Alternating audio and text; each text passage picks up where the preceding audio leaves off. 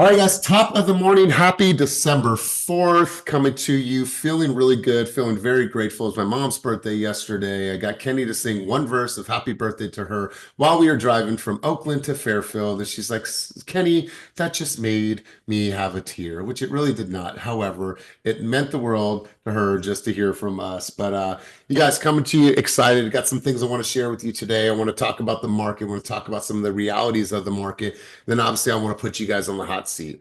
When we do these sessions, I want to encourage you to do a couple things. First and foremost, I want you guys to write notes. I want you to hear how Otis, hear how Ashley, hear how Evangeline, hear how Gabby talks about the market and how fluid they are with their conversation and how they're actually sharing the reality of what's going on with the consumer, because I don't want you guys to get tripped up. I don't want you guys to get tripped up about, oh, we're going to wait, or, oh, the interest rates, or whatever it is. Like, you're the professional, you're the expert, and we should always be able to win in these conversations. And so we're going to go into everything today. We're also going to talk about databases. But before we get there, I'm going to have, as always, somebody bring us out on the field. And I'm going to go to you, Ashley. And here's why. I'm so glad you're here. I just saw a picture of you yesterday, and we chatted about it in Instagram. The smile and the genuine appreciation for what we do was so evident in that picture. I thought it was a really, really powerful moment that the photographer caught. And so thought about you this morning and figured, since you're here and you're center screen for me, I'm going to have you bring us out on the field. But tell us after you do that, or maybe that's part of your messaging, like, what was that moment and how did that moment feel? So Ashley G, I'm going to turn it over to you to bring us out on the field on this amazing morning. Good morning. That picture is my new favorite picture. It's a picture of me hugging a little boy and holding the sold sign. I didn't even know that that was going to be taken. This family is a VA family, and they have had a really, really tough year. They called me about 5 weeks ago and said, Ashley, I know I'm not ready. Please don't judge my finances like I ever would. And they said, could you just show me what the next step is? Because you helped us before, and we just want to know what the next step is to buy the second house. And they were in a condo they really just were unhappy with. Well, within 5 weeks, they rented out their condo, bought a brand new house, and they were just, the little boy was in like all of his emotions, and the whole family was. So is, that's why I do this. That's why a lot of us do this, right? So my message of the morning, I was just watching a Housing Wire video, and the mortgage applications have been going up. And so in the seasonality, we think, it's slow, it's the holiday season, we're just going to check out. And so the question I would ask you is, are you visible right now? Because people are buying houses at an increased rate right now. The season has started to uptick. And the people that are out there working, the people that are visible, the people that are networking, the people that are talking about it are the ones that are going to be taking advantage of helping these people. So it's going to be somebody. And the question you've got to ask yourself is it going to be you? God, I absolutely love that. And my hope is that all of those photos of yesterday are part of your marketing moving forward, because I just thought it was really, really powerful. So good stuff. Great message. I appreciate you. Before we really start this morning, before we get the gears going, I wanted to go to Blessing. Blessing, I don't know if we're at success already. Have you hit? Are you there? Did you complete 75-day hard? Countdown till Sunday. I am not even thinking about the day, like the number of the day, but it's Sunday. Sunday is day 75. Sunday, man. All right, so let's unpack this. We've had this conversation. Several people have done this before, but everyone's journey is a little bit different, and it's a solo journey. 75-day hard is a solo journey. Some days you might get somebody that wants to work out with you, and you have an accountability partner or a buddy, but at the end of the day, it's an internal battle. So if you could identify 1 to 3 things that you have found out about yourself in this last, 60 some odd days, what would it be? I think the biggest thing that I was not prepared to face was how easily I succumb to my excuses. It is so easy to just say, you know, I did one today, I can do another, I can do one today, it'll be fine. And just that honoring of the commitment that I said I was going to do this. And I said I was going to do it because as you guys know, like it's been a tough year. The trip to do the funeral at the end of the year is probably one of the hardest things I'm going to have to face just because of cultural dynamic, family dynamics, all of this in place. And I just needed the win. I needed to know, like, I needed to know that I can control my mind. This is a long struggle that I've had, and I've had my mind turn on me in ways that are not pleasant. And so this 75-day hard was like, okay, if I can do this, I know I can face December with no issues. And so watching how the excuses pop up and how easy it would be, and also having my friends on social media co-sign some of those excuses made me realize, okay, can't really ask that person for perspective.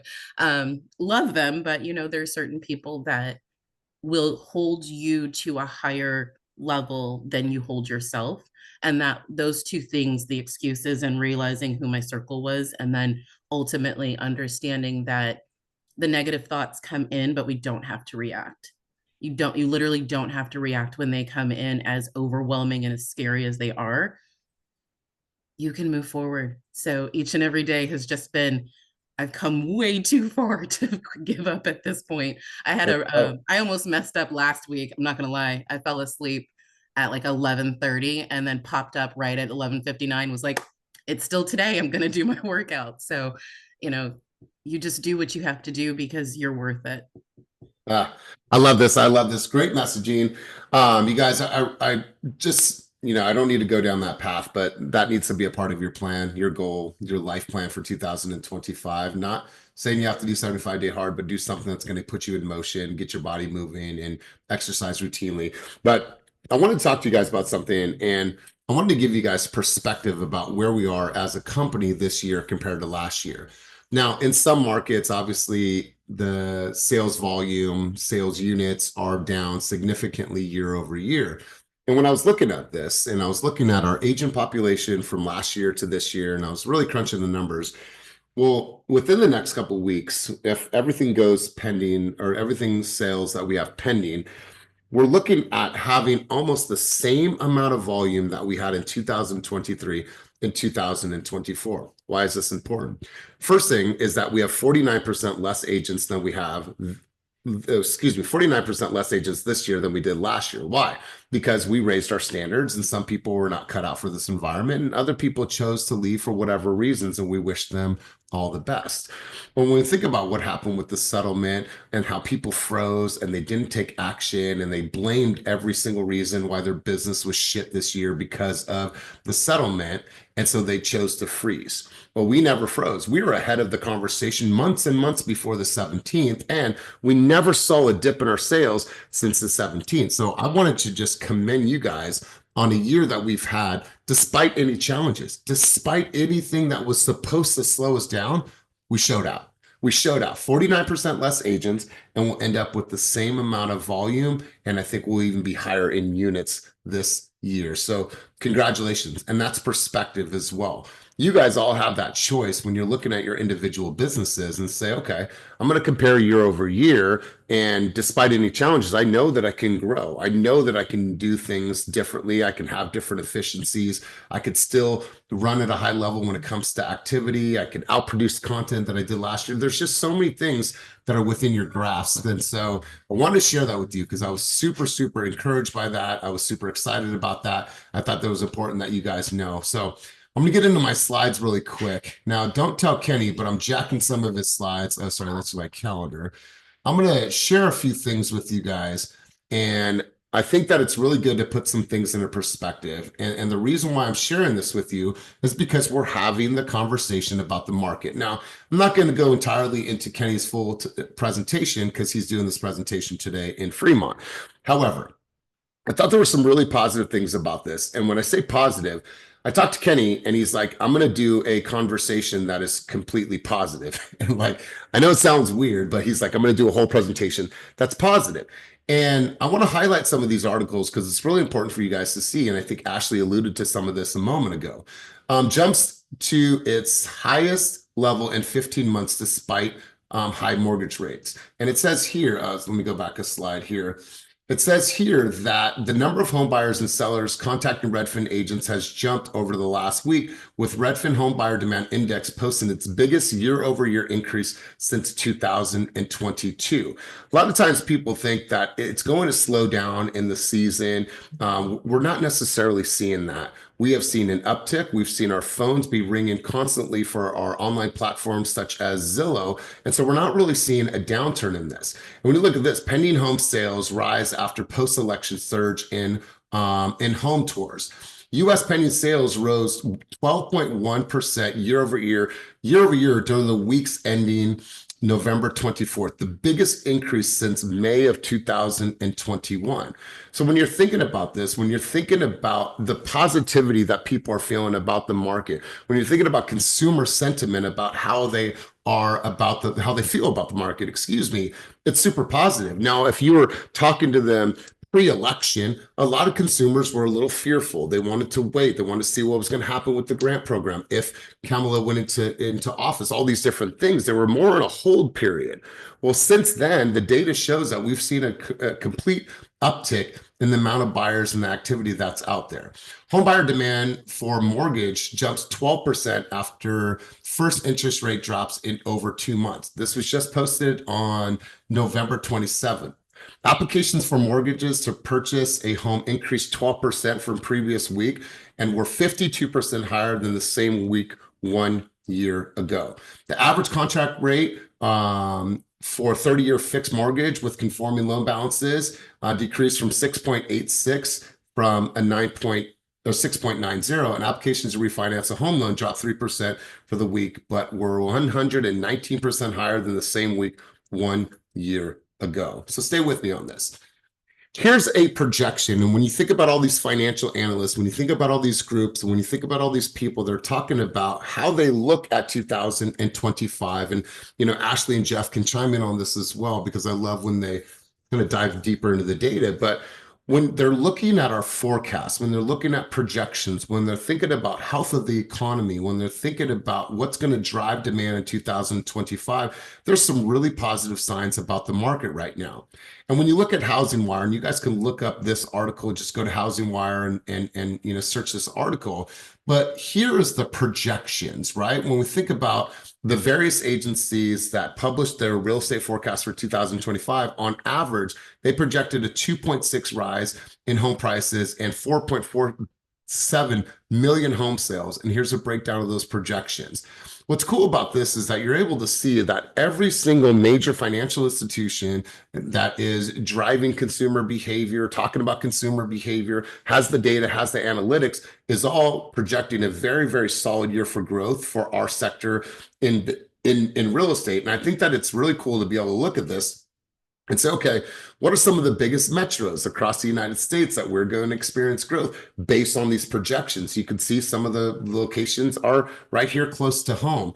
But the idea behind this is that the consumer is watching everything, but the consumer is not looking as deep as we are looking. And so I want you guys to really look at the data and say, okay, let's just take this one here on the left-hand side. This comes directly from the weather report. If you guys don't know how to find the weather report, go to the bayeast.org and you can find the weather report. I'm not going to give you a guide on how to get there. It's really easy to find. But as you can see here, in October, compared to October of last year, you could see the amount of home sales was up 61%, 20%, 39%, 59%, 20%, 67% in Newark, up 17% in Oakland.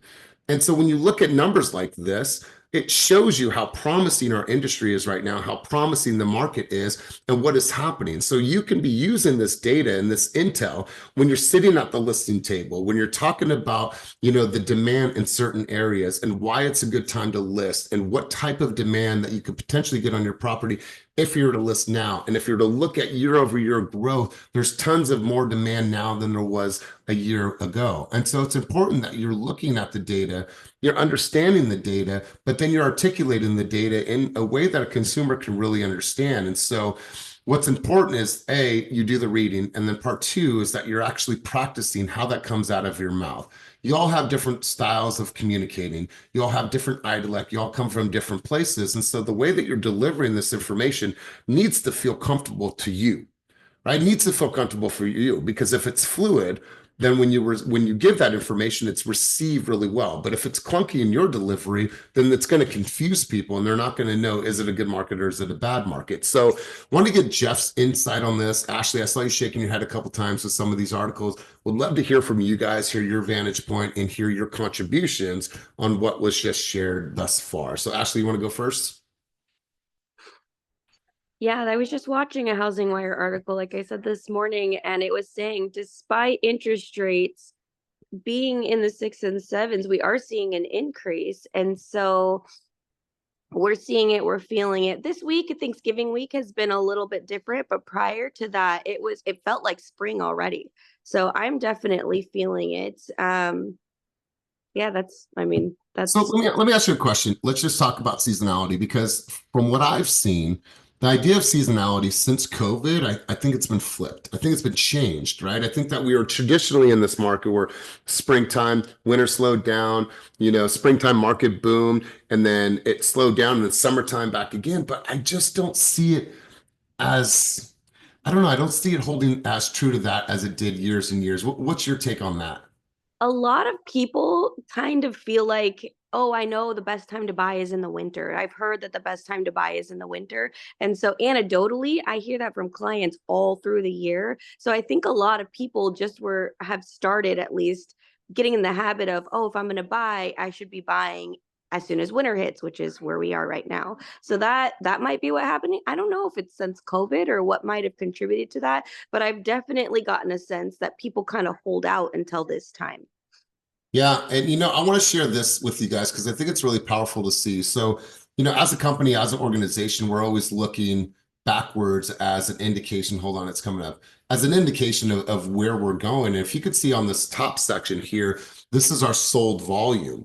Well, if we're looking back all the way to 2022, which was a monster year for a lot of people in the game, right? 2020, 21, and 22 was a really, really different type of market. And at those times, I feel like there were some circumstances that were really, really in our favor.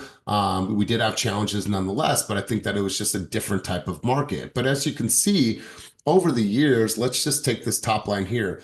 In October in 2022, this year in 2024, we actually did more volume than we did 2 years ago. And when you think about that, like it just shows that, yeah, there's been a couple dips, but overall, like we have been able to win despite having less agents, despite having market conditions that were really, really stacked against us with the NAR settlement. And if you look down here at the units, look at our unit count in 2000, or excuse me, in October, we had 69 units. And in 2022, we had 71. And last year, when we were going through a settlement challenge, we had less units, right? So I just think that all signs point to us being in a very, very healthy market. And it shows statistically for us, especially when we're talking with consumers, that we have seen some trends over time. However, our team has always outperformed what the market is doing. And I think that's an important conversation to have,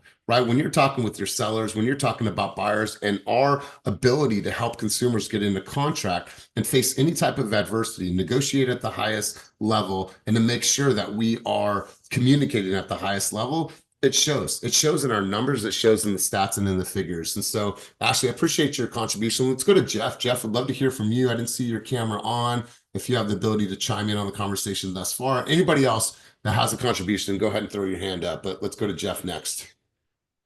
Hey everybody, I'm actually on the treadmill, which I'm Oh, never very at. cool. I'm usually Very on the cool. sitting in front of my desk, but so that's why I have my camera off. But Elias, that's a great point about the COVID and the seasonality, because we definitely saw it back then. Of course, all that pent up demand from the spring of 2020 got pushed to the winter, early, late winter, early spring of 21, 20, and then 21. And I think it has continued to a certain degree. It kind of broke the cycle that we were in, and we've definitely have seen that. I do think there's also what has transpired this last 6 months, 8 months. Everybody was this cycle that we're in now is getting a little long in the tooth. Everybody's like, oh, rates, and I don't know about, and I think it's kind of finally broken a little bit in the last few months, and people are just like, well, whatever, I got to just go do it. I can't keep waiting and I can't keep waiting. And I think up until probably this summer, that's when it's really started to break. In our numbers, I mean, the second half of this year, I mean, I'm just trying to think, I don't have the number right in front of me because I'm on the treadmill, but, our numbers from the second 6 months of 24 almost doubled from the first 6 months with not any additions to the team from a production standpoint. So, and we're still seeing some strength. Of course, things have slowed down a little bit because of the holiday and those types of things. But for the most part, even with rates, coming back up a little bit since the Fed meeting in September, we're still seeing strength in the market. And to your point, to Ashley's point, I think that seasonality piece has a little bit gone by the wayside, and people are they know that this is a good time to buy typically, and are, again, just tired of waiting like Yeah. they've been doing for the last couple of years. Yeah, man, I appreciate that. And I'll share a stat with you guys. So throughout this year, obviously met with some challenges. We fought through the challenges. Well, August 17th came and we figured, okay, it might really impact our sales because everything is going to be on a 30-month like forecast, right? What we have pending in September is going to equate to close volume in or excuse me, August is going to equate to close volume in September.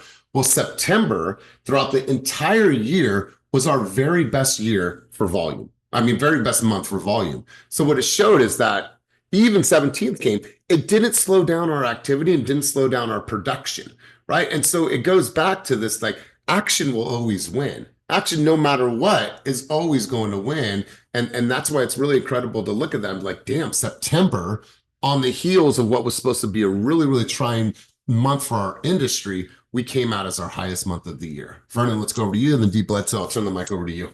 And that is because we were properly prepared, is why we soared in September. But and to that point, Elias, I really appreciate you sharing this data with us, because what this does is this makes the conversation easy for us in terms of our sellers and our buyers, right? This data speaks for itself. The data generally tells the story. And so I'm experiencing it on the production side, on the ground level. There's tremendous buyer activity. I think we've got 2 in escrow and 1 I'm writing on this weekend, just of leads that I got in November, right? So having this data, I was here taking pictures with my phone because I'm going to regurgitate that, put it in a reel, but I'm also going to incorporate that into my conversations as to what the strength of the market is for those listings that I have coming up. Some have been wanting to wait until the beginning of the new year, but this data tells me now may be a good time if it's priced right and if it's prepared right. So being able to use this data, leverage this data to help me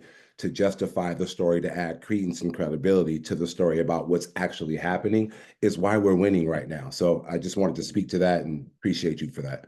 Yeah, appreciate your insight, my man. And hopefully that gives you some leverage, and then maybe even have the conversation about Revive and so on and so forth. But really good stuff. Let's go Deep Bledsoe. You had your hand up, and then I'll put a couple other people on the hot seat. We can have your own personal summer right here on the call. Okay, hot seat. Let's go Deep Bledsoe. Hey, good morning. No, just wanted to speak to the Oakland market specifically that I've been experiencing, especially on the buyer side. There's a lot of sellers that bought at the height that are losing their ass right now. So it's a good time to find a deal on a better house for your buyers, because sellers are having to take haircuts, $100,000, $200,000 on what they purchased at 2 years ago, like you were talking about in 2022. So it's a little bit of a precarious place, because obviously these people don't want to lose too much, but they're kind of hedging their bets and cutting their losses before they lose even more. And that's what I've been experiencing. Like, there's still some agents that'll list 200 under their seller's expectation, but after 30, 40 days on the market, they're not getting the number. And so they're having to have this discussion like, hey, you're going to have to take a loss. Let's try to make it as minimal as possible. But that's what I'm seeing happening. So the positive that I'm taking away from that is that buyers have an opportunity to get a better house for a cheaper price at this moment in Oakland. Yeah, I absolutely love it. I absolutely love it. You guys have no idea what's going on the screen right now, but I do. There's some inside jokes going on with Vernon and Ophelia, but I don't need to speak about it. I see what's going on. I see the smiles. I see you guys in the DMs together right now. But the important thing here, you guys, is that you guys really understand this. And just like Dee Bledsoe was just talking about, like if someone asks him about the market in Oakland, he knows his shit. Now, it is very market specific. It might not be the same in all markets. Maxwell Park might not be the same. However, it's important that you know this for your consumers. And I'm going to go to Patrick, and I would love for anybody else to get on the hot seat and have their own personal summer. So let's do that. Let's go, Patrick. Anybody else wants a personal summer, go ahead and throw their hand up, and we'll have you on the hot seat. That just means you're going to be a hot seat. So let's go, Patrick. All right, personal summertime. Good morning, guys. So I work in San Francisco and San Mateo region. In San Francisco, it's the same kind of what Dee Bledsoe said. We're seeing a lot of sellers that are, willing to do cuts, 100K, 20K cuts that bought 2 years, 3 years ago, that just want to move out of California. So we're seeing that, and in conjunction, we're still seeing 30% to like 35% discounted rates on condos, especially in the Hunters Point, India Basin area. And that's probably because of the 1% increase in the property tax every year. And that's putting a lot of people off. But still, it's a really good area for people to do a starter, because you can find 3 bedrooms there for like 800, 900K. And on top of that, new construction companies like Lennar Homes are offering a bunch of realtors and buyers incentives, such as rate cuts, flat rates, and seller concession or buyer's commission up to like 4%. So we're seeing kind of the desperation in San Francisco trying to bump it up. But in the flip side, on the single family homes, we're seeing such a good turnout. Like I'm seeing 8 days in the market, it's gone. I mean, the last house that I put an offer in had 28 offers. So if it's a good looking house, and if it's specifically Edwardian, Victorian Spanish, kind of that Spanish-esque or San Francisco-esque kind of properties, it's gonna go really fast, especially if it's turnkey, and if it's priced correctly. And that's also another thing that I'm noticing too. A lot of people are pricing their good properties very aggressively, because they're seeing that it is a buyer's market, and they don't want to give out that leverage as well. So, but in San Mateo, it's still super healthy. Same thing as usual. Same thing, seeing family homes that are turnkey flying off the shelf, like 3 days max. Condominiums, because of the high HOA, it's still sitting on the market, but I'm kind of there's a little window there you can work with because you have leverage. So I actually just wanted to share that. Good stuff, Patrick. I absolutely love it, man. I love how you're on top of it. So let's do this, Patrick. Instead of me passing the mic and giving somebody their own personal summer, why don't you pass the mic to somebody and have them talk about the market? So no pressure from me. I'll let the pressure come from Patrick. Okay. We're ready for the summer. Feels like summer. Hi, Ophelia. How we doing? Weird. Hey, oh my goodness. Ophelia. Everyone's like, what are they laughing about? It's an inside joke. So let's go, Ophelia. Distracted right now. All right. So to piggyback off of Patrick, it's true. So my condo in San Francisco is sitting right now, and I've noticed that in the area where I'm at, which is Soma, there is 115 condos actively for sale. My one in a sea of 115, and that's just Soma and Yerba Buena district.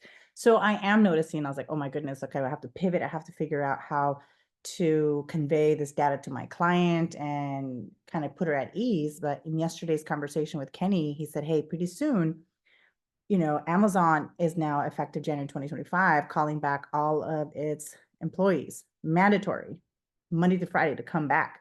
There's an Amazon office, right? Are they in the financial district? So I was like, okay, cool. Then Sales Tower, which is like a heartbeat away from my condo, they started that 4 days a week in October. So it'll be interesting to keep an eye on that San Francisco condo area and seeing how that market progresses, because right now it's been sitting, and I've been just doing deep dive on it. So historically in the past 90 days, it's just like it's a plateau of a price, right? It doesn't go up and down, but we do see it's about 23%, 24%. I'm seeing price cuts in that area. So in my neck of the woods of here in Solano County, if it is priced correctly, it's flying. So there are, because Solano County is that county that's still affordable. You know, I know depending on who you talk to, is it the Bay, is it not the Bay? But it is still within the 80 corridor. I mean, we're more of a commuter's city because people work at the city of San Francisco or in Sacramento. So we're right in the middle. And we're placed in such a location that you can get to San Rafael on 37, 680 to Walnut Creek, Concord to that side, 80 going up to Sacramento and San Francisco and so forth, 12 going to Rio Vista. So we are a community city, so we're still seeing activity. You know, just the way, not only how you talked about the market, but how you talk about the geography and how central you are, like that alone for somebody that doesn't understand why the Solano County market is doing so well, like it's a really good way to think about it and how you were able to articulate it and know where the highways are and the gateways to Napa and the gateways to Sacramento and the gateways to Concord. That's important. And you mentioned, you know, remote work. Kenny included in this presentation which companies have ditched fully remote working. And I think you're going to see more of this in the coming months. And when you think about that, how is that going to drive demand? Where before I only had to go into the city once a week. So living in Brentwood, living in Contra Costa County, or living, you know, further out to have more space and have more home, that was the sentiment of a few years ago. Well, now as these companies are demanding their employees to get back into the office and actually be there physically, how is that going to drive demand in cities such as San Francisco? Are we going to see an uptick in the condo market? Are people going to sell their property that from a city terms, it's more rural, has more space, you know, more bang for your buck? And are they going to start to sell that property and start migrating back to the city, right? You have to think like this, and you have to see there's some companies on here that will be directly impacted and that are in, you know, the city or surrounding areas. So I'm really glad that you brought that up, because I think that that's going to be a really, really big conversation in the months moving forward. Do I need my house, or am I going to sacrifice the house to have that city lifestyle and be closer to the office again? Right. And there was a time where people were like, no way I'm moving to freaking, you know, Antioch I work in the city. There's no way. But then when shelter in place happened, people were buying these big old spreads and they were having their Zoom space and their outdoor space and room for their dogs. Well, that's changing. That's changing as these companies are demanding us to go back into the office. And so, really good stuff, Ophelia. Great job on your personal summer. I'm going to go to you, Ophelia, and I'm going to have you pass the mic to somebody else and put them on the hot seat. So pressure comes from you, not from me. Let's go. Okay, let's see. We'll go through all of Hold on. I want to encourage you to not choose a usual suspect. Well, and you know who the usual suspects are. actually It's so, going. hold on. It's so funny. As soon as I said this, I saw cameras go off. Don't think that I don't see you. Don't think that I don't see you. Going through it, I was like, wait, there's a lot of missing faces. Exactly. Go ahead. I'm going to, I know the usual suspects. Look at Christina's laughing. Look at Kyra came back on. Okay. I see you guys. I'm gonna go Anthu. All right. I know, girl. I know, but you was also my Bay Area girl. So who is calling me? Well, I was just gonna say that, you know, I completely with you 100% about the SF market.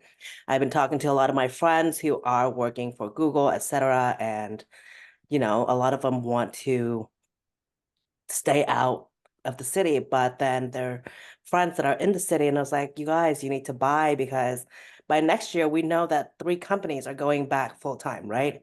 So 3 days a week is going to turn into 4 days a week. 4 days a week is going to turn into 5 days a week. And the market is the perfect time to negotiate in San Francisco. And I've been looking at just 1-bedrooms for investor friends who are always in the city, but also have a house outside of the city. And so a lot of that, I'm with you 100% on that. And I think the market is going to change a lot. And I think what you said, Elias, is how the people who have moved out of the city and how that is going to affect our market. And I'm really interested in seeing that. And what I have been working a lot in Oakland and San Ramon, and of course Stockton, I'm seeing what Patrick is saying, that, or actually, I think the one before that, I can't remember who, saying that people have to cut 100,000 in Oakland, etc. And I'm seeing that all over in some of the in some of Oakland and San Ramon market.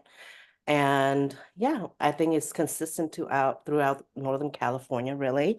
And I think the change is gonna be something that we won't know, because I think especially with those big companies going back into the office. But I think the exciting part about our industry is that there's going to be a lot of movement, and if we stick it out and we continue to work, I think we're going to see a lot of great money coming in to us. And so yeah. Totally, absolutely. I think about it. You bought a house end of 2020. We're shelter in place still. The lift or the shelter in place is starting to be fully lifted, but we're still work from home. And you purchased a house, and I'm using East Contra Costa County, but wherever it was, you're living in the city. You moved eastward. Let's call it that. There was a migration out of the city, and now what we're seeing, like Patrick was talking about, that condo market. If you're projected to say you have to be back in the market or back in the office 5 days in 2025, kids, commute, travel time on the road, that's a lot of wear and tear on you. And so you have to think like, damn it, can I go into a condo right now, 2-bedroom, 2-bathroom condo, middle of the city, decent HOAs, sell my single family residence that I purchased a few years back. I've had tremendous growth, so I probably have some positive equity, and move back into the city and get a good deal on a condo. That's a conversation that people are going to be having, because now they're forced to have that conversation. This conversation was not applicable, 6 to 10 months ago, but here we are. And you have to look at these patterns and these conditions to say, how can I talk about this? How can I be in front of it? And how can I make sure to really start studying this and watch the trends? Because I promise you, the condo market over the next 6 months, you're going to see that tick and tick back up. I promise you. Watch. Let's go back to this conversation 6 months from now, and you're going to see, wow, some big significant changes have happened from now to May. Let's go to Christina. Way to throw your hand back up and get your camera back on. Let's hear from you. I'm here. Can you do me a favor? Turn your mic up just a slight tad.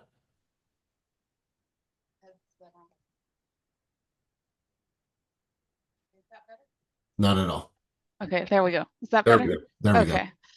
So I was just going to add to that trajectory you were on about the buyers. I also know every time I ask them, I've been doing a lot of open house, like, which area are you looking at? And they've all mentioned, I need to be by BART. I need to be by BART. So this makes me think, okay, they're commuting, but they don't want to drive because of the traffic or whatever.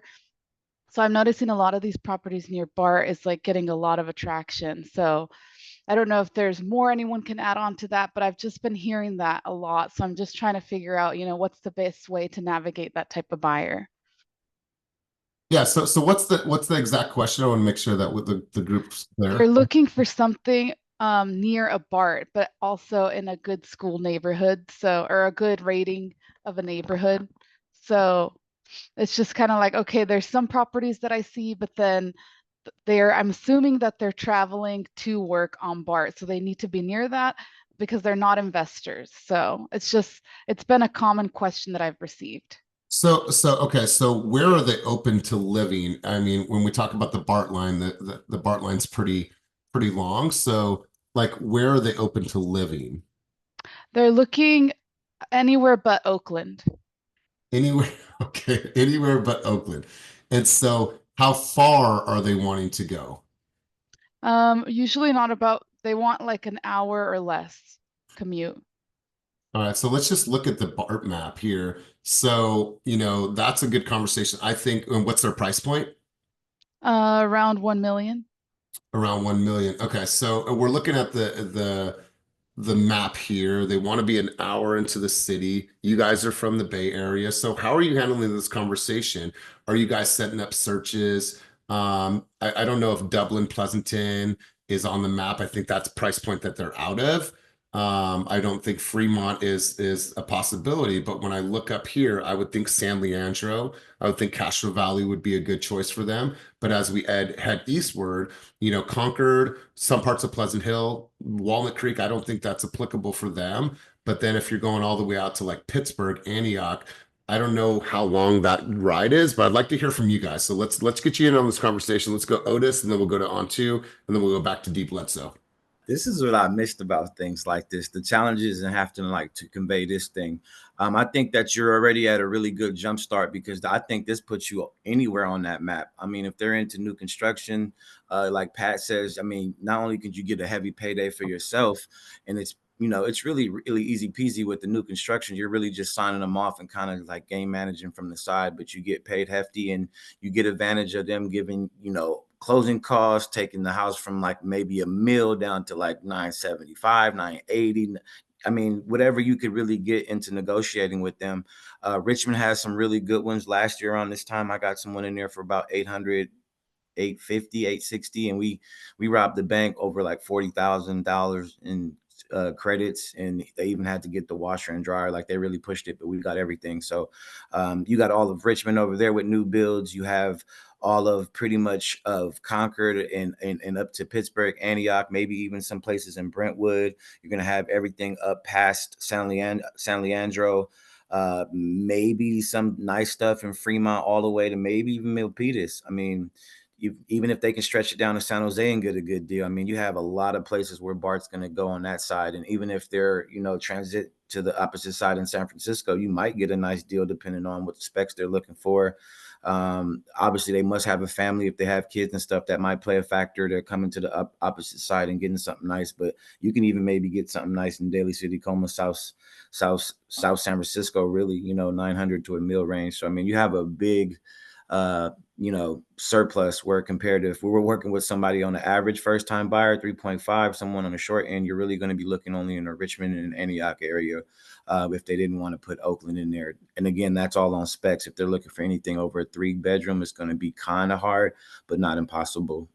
Yeah, so I hope that could be helpful. I think these things are really good because you can get a broad perspective of different people on the team and, you know, way to attack things. So great hot seat conversations. Appreciate it, Elias. Thank you. Thank you so much for And that. That's Christina, helpful. what I would do also when you look at these price point areas, like we were saying, Richmond, Concord, when you're looking at places, you know, even as far east as Antioch, like you need to know what the time frame is, right? So what is their stop in San Francisco? Is it Powell, wherever the street is? Like, okay, cool. So I made a graph for you. Like, think about this. I made a graph, and here is your BART map on one side. And now here I've made a spreadsheet, and I want to show you from San Francisco to this stop, it's 47 minutes. From this stop to this stop, and like do that for them. That's next level. That's next level. And what you do is you break down the price points. Average price point in Concord for a 3-bedroom, 2-bath, based on what you're looking at square footage. Average houses that have sold there in the last 3 months is right around 850. Richmond is this. And so you're able to not only show them the duration on how long they're going to be on the BART, but what are the average price points in each of those areas. And maybe I spend 15 more minutes on the BART to have a bigger house for less money. Maybe that makes sense for me and my family. So it's like you compare and contrast, and give them comparison and contrast. That way they're like, wow, she really went out. Well, shit, I had a day off. I'm actually going to go ride the BART, right? And I'm going to get on the BART and I'm going to start timing this stuff. And I'm going to make videos while we're out there. Hey guys, I'm at Stanley Andrews Station. Hey guys, I'm here. That shit's next level. That shit goes a long way with the consumer. So really good stuff, Christina. Let's go deep. Bledsoe, you might have a contribution on this. And then on to you, I'll come back to your hand. Yep. On this one specifically, I was talking to a client about this week. Bay Point, because of the piece about the schools having very good schools, Bay Point is a lot of newer homes built, you know, less than 20 years old. And so the schools are just as new. And you can find a bigger house under $1 million in Bay Point right now, and it's right near the BART. But the other thing to consider is how good do the schools need to be for their liking, because the closer to BART, the more, for the lack of a better word, the more grimy things get, because it's very transient. People will hop on the BART and go all day and get off anywhere. Alameda is priced as high as it is because there isn't any BART, and it's so insulated that you don't just have random people walking up and down the street all day. So it's finding out what's really important to the client at the end of the day, because if they want really good schools, it's probably going to be a little further away from a BART line. If they want okay schools and they want a bigger house that is near BART for their commute, then there are places that you can look and find something that fits that need. But it is really about what's most important to them, because people will tell you everything on their laundry list is most important, but when you whittle it down, you really find out what they need and what they want. Yeah, really good stuff, D. And also, think about ferry lines. Is there places that they don't have to take the BART, that they could take the ferry? Let's say Vallejo, right? Vallejo is an amazing market. It's a thriving market. It's a growing market. Could they do a ferry ride versus a BART ride? So things to consider as you're unpacking the conversation and going layers deeper. But before I go on to Antu's hand, any thoughts or any contributions or any insights from you, Christina, from what was shared from Otis and Damian? I think the big insight that I'm going to take away is I'm going to do that chart, because I think that would be continuing to show my value and really make that person, because they were like, we're not sure on an agent yet. So I've been giving her a lot of useful information. And so I think just doing that and doing the videos would be like, wow, this girl is really going, above and beyond. So just really taking that. I think I'm going to do that next. Yeah, you know what? They're interviewing you, they're interviewing other agents, and I promise you, this level of intel is next level, and not everybody's going to be doing this. And like, it's going to show how much you really, really care about them, their commute, the schools, and then also giving them alternatives such as ferry rides, so on and so forth. So once you have that all together, I'd love to see it, and I'd love to be able to share it with the group, because I think it's beneficial for all of us to be able to have. Absolutely. I need you to check it out and make sure it all looks good before I share it out. So All right, thank cool. you. Cool, good stuff. On to, there was another hand there. Was that an old hand or a new hand?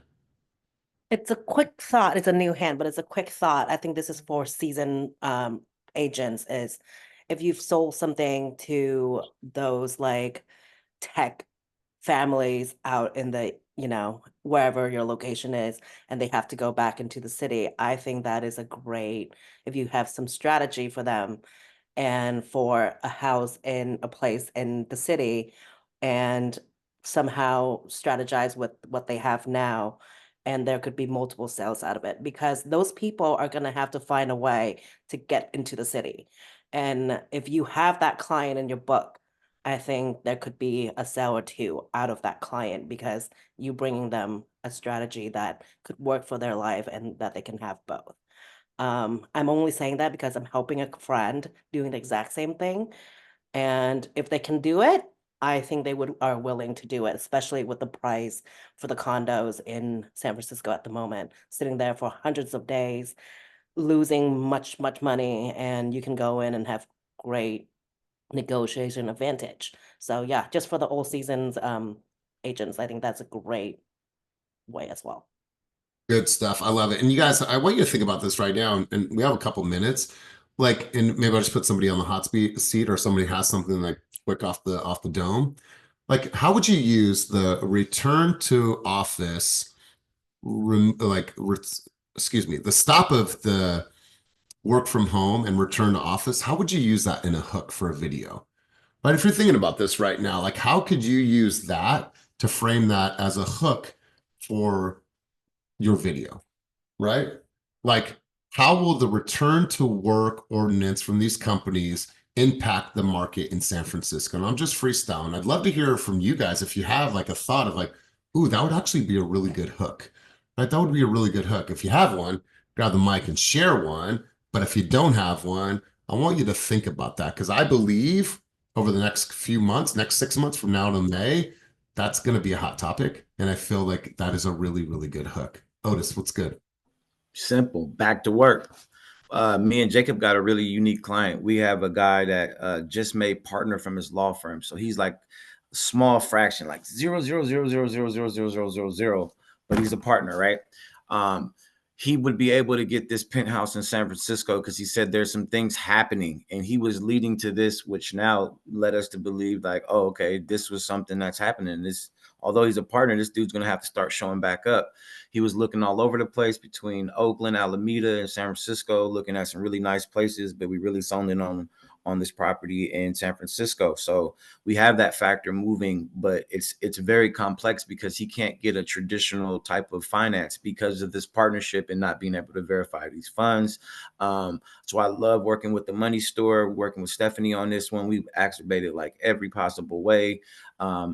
he's making it seem like dude is like John Wick or something, because it's like he doesn't want his financials, like he didn't want to go ask the partners and stuff to like simply just give him what we needed to make this thing go. So we finally got it to come back. So we're hopefully seeing that we can do it, because it's a 1.6 beautiful condo in San Francisco, and it could be something that, you know, that me and Jacob can bring home like literally within this week, next week, if we can lock them in and get them in. But at the end of the day, knowing these things like, hey, your company is probably going to be one of these major companies that are coming down here, and why are you going to want to travel and do all this? And hey, you know, why not splurge on yourself? You just made partner, you know, this is a beautiful thing that you can have right here. And I think the biggest thing is when we had the last conversation, Jacob did a really good job of diving into the appreciation of the place. And I mean, we had so much numbers. He was so blown away that he actually was like, all right, he was going to man up and talk to the partners.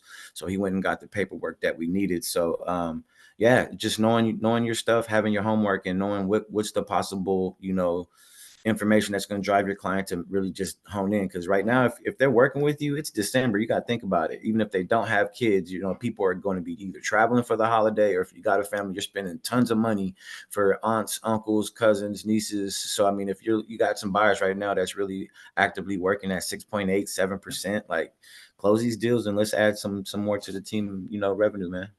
Let's go. I love it. Really good contribution. Blessing, you're going to be the last contribution. I'm going to close out with the thought, but Blessing, let's hear from you. Do you have a hook for us? Yeah, I was thinking, will back to work bring SF back to work? Because it's like some like that play on work. Will it bring life or something like that? I know it's rough, but that's kind of what I was thinking as far as a hook. Yeah, I think we're all on the same page. So play around with that, you guys. There's just a really, really good opportunity for you to build some content on this. Now, before we head out, you guys, it is really, really important, and I want this to land, and I want this group of 39 people that are still here, I want you to really, really focus in on this. There is 26 letters in the alphabet. From now until the end of December, I want you to go through every single letter. Now, you know, what is it? It is the four. So A, B, C, D. So today I would do anybody that starts with an A, a B, C, or D. I want you to go into your CRM, whether it's Follow Up Boss, whatever CRM it is. And I want you to go in and I want you to update them. Also, I want you to see if they've had any recent activity and your communication with them has been longer than the last time they looked at a house, and just reach out to that person. Hi, Princess. I noticed that you just looked at 123 Main Street. I'm setting up my tours for today and tomorrow. What time you want to go see this house? And then shut up. Don't write a fucking dissertation about all these things. Just shut up and keep it very, very simple. Also, if you call, oh yeah, you know, give me a call in January, whatever, we're traveling, set up all these tasks in your CRM. So when you turn the calendar, your January is set with all these follow-ups, emails, calls, texts, this, whatever it is, you've set up all these tasks in Follow Up Boss. So today, if you have not done this yet, I want you to go A, B, C, D. Tomorrow, go E, F. And you guys get the trend, and all the way until Z. So by January, you have a CRM that is crisp. There's no lead that is stuck in lead status. If you accidentally forgot to put that, oh, I went on an appointment with Tom, but you still have it in spoke with customer, then put it in met with Tom. Put a task in there to follow up with Tom next week about whatever. And if you see that people are looking at houses and they're raising their hand and they're not saying nothing to you, then fucking communicate with them. Communicate with them. So let's have this month be a database cleanse. December database means that you start out January, your shit is crisp, it's clean, and you got all kinds of tasks. So when you come into the office or when you open up your computer every morning, you open up your task list, and you got tons of things that you're going to do that are going to move your people further down the funnel. So do I have commitment from you guys? Now, I don't care if you have 5 people in your database or 5,000. You guys are going to go in there and clean that shit up? People need to hear from you. They need to hear from you this month, and what a beautiful month to clean up your database and get ready for a monster 2025. So you guys, really, really powerful session. I appreciate you guys being here. Appreciate all of your contributions. For the people that are in the Stockton area, Central Valley area, I see some of you on the call today. Don't forget, we're doing Jingle and Mingle today, 4 o'clock, Lincoln Center, in Stockton. We're going to have drinks. We're going to have food, just like we've done at the other locations. So come through, Join us. Tomorrow, we're going to be at Bolero in Alameda, and the following day is going to be La Conta Grill in Brentwood on Friday. So it is on the team calendar. Don't say I didn't know. It is on the team calendar. The address is there. So for all my Stockton and Central Valley folk, Morgan, whoever else is on the call today, I want to see you there today. So appreciate you guys. Thank you for being here. Thank you for being present. And thank you for your contributions at a very, very high level. Hopefully you took one thing out of this session that you can apply in your life and business. And as always, keep it moving towards your dreams, goals, and vision. Peace. Peace.